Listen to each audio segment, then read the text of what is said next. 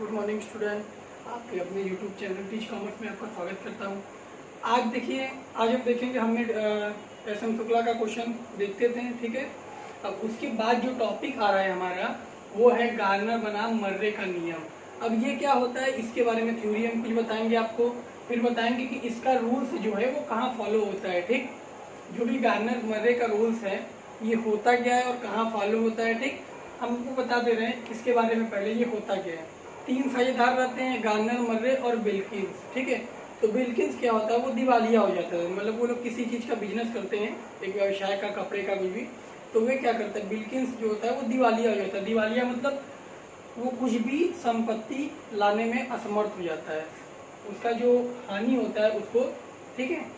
इसकी वजह से फर्म में हानि होती है, फर्म को 1900 ईस्वी में बंद कर दिया जाता है, ठीक। तो कहने का मतलब जो इस फर्म का विघटन हुआ, ठीक है, विघटन 1900 ईस्वी में हुआ, ठीक है।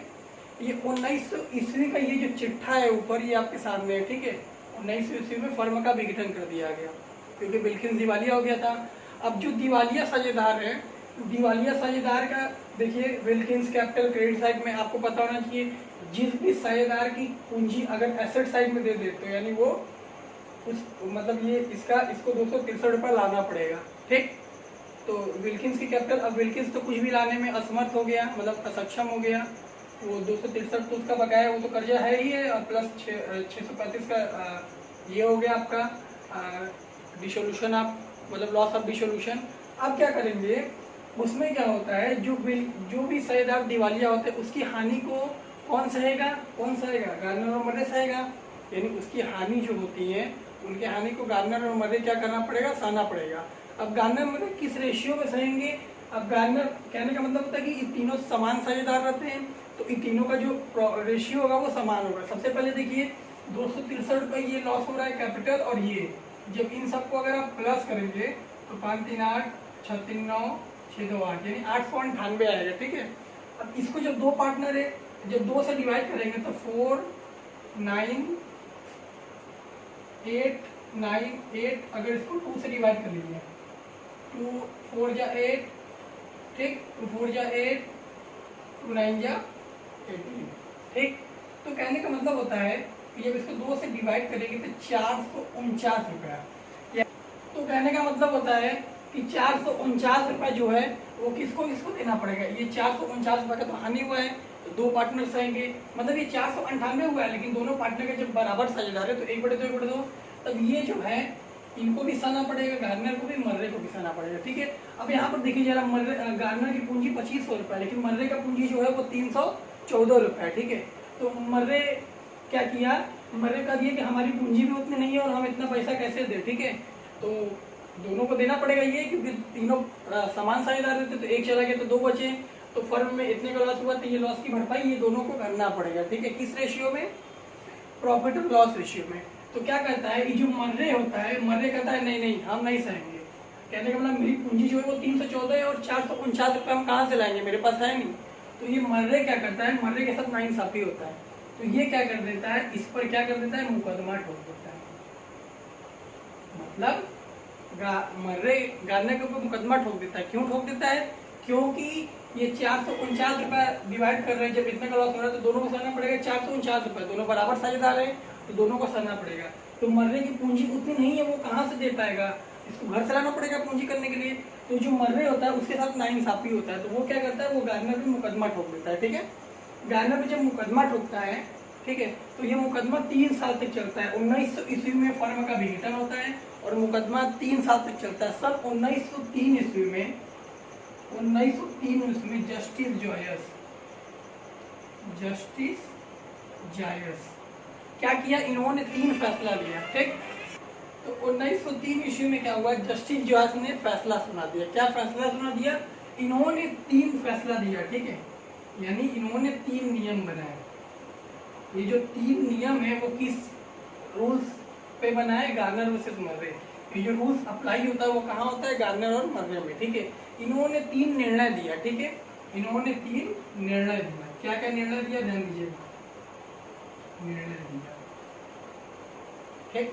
सबसे पहला निर्णय क्या था, पहला निर्णय ये था कि वसूली की हानि को, वसूली की हानि को शेष साझेदार, शेष कहने का मतलब क्या है, जो 3 थे तो 1 चला गया तो बचे 2, तो शेष साझेदार, ठीक है, लाभ हानि अनुपात में बांटेंगे। ठीक, जो वसूली की हानि होगी उसको शेष साझेदार किसमें बांटेंगे, लाभ हानि अनुपात में। ठीक है, अब दूसरा जो होता है, ध्यान दीजिएगा, दूसरा निर्णय इन्होंने क्या दिया, फर्स्ट निर्णय तो ये, अब इन्होंने दूसरा निर्णय दिया कि जो वसूली की हानि होगा, ठीक, सॉरी, हाँ, जो वसूली की वो होगा, जो वसूली की हानि होगा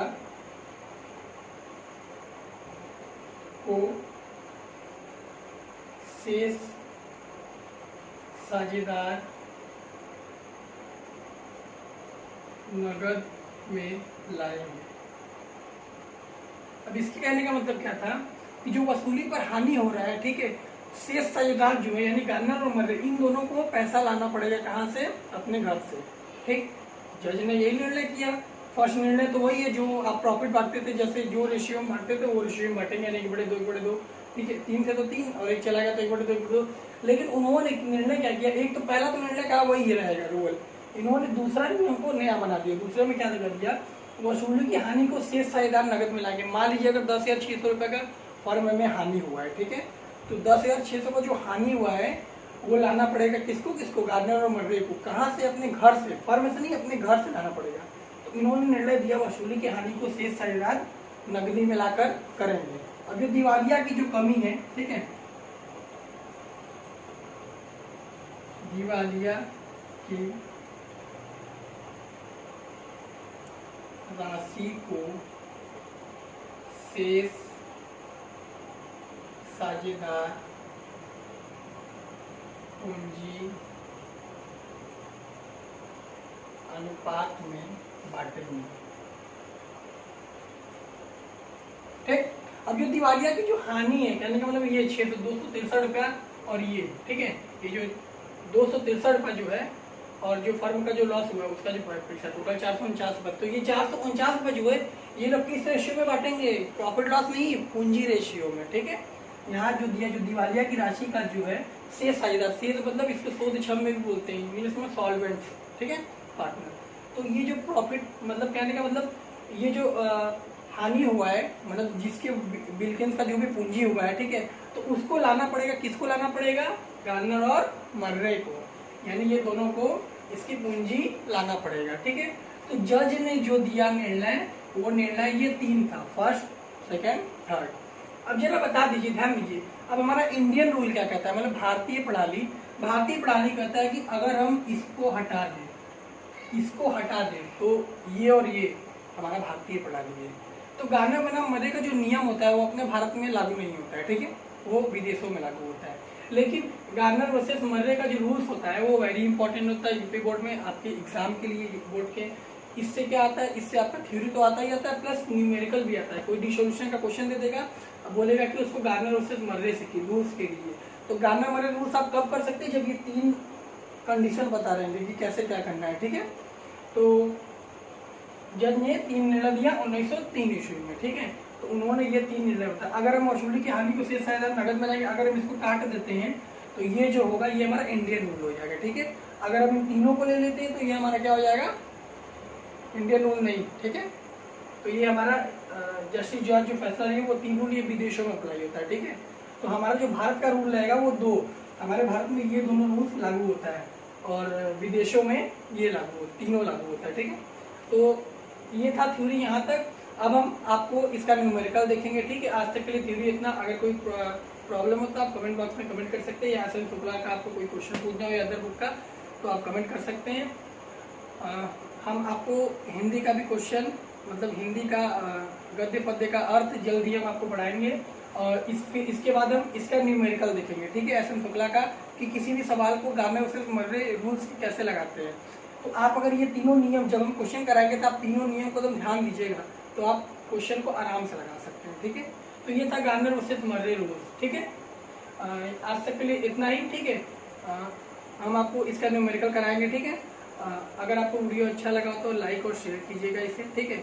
जितना ज़्यादा से ज़्यादा हो सके ज़्यादा शेयर कीजिएगा, ताकि हम आपको हमेशा सारे यूपी बोर्ड के जितने भी इम्पोर्टेंट और नोट्स हैं सारे चैप्टर्स पढ़ाते रहें। आप चैनल को सब्सक्राइब कर लेंगे तो जो भी हम वीडियो बनाएंगे सबसे पहले आपके बेल आइकन पर आएगा, ठीक है। सब्सक्राइब करने के बाद बेल आइकन दबाना मत भूलिएगा। आज तक के लिए थ्योरी इतना ही। Thank you.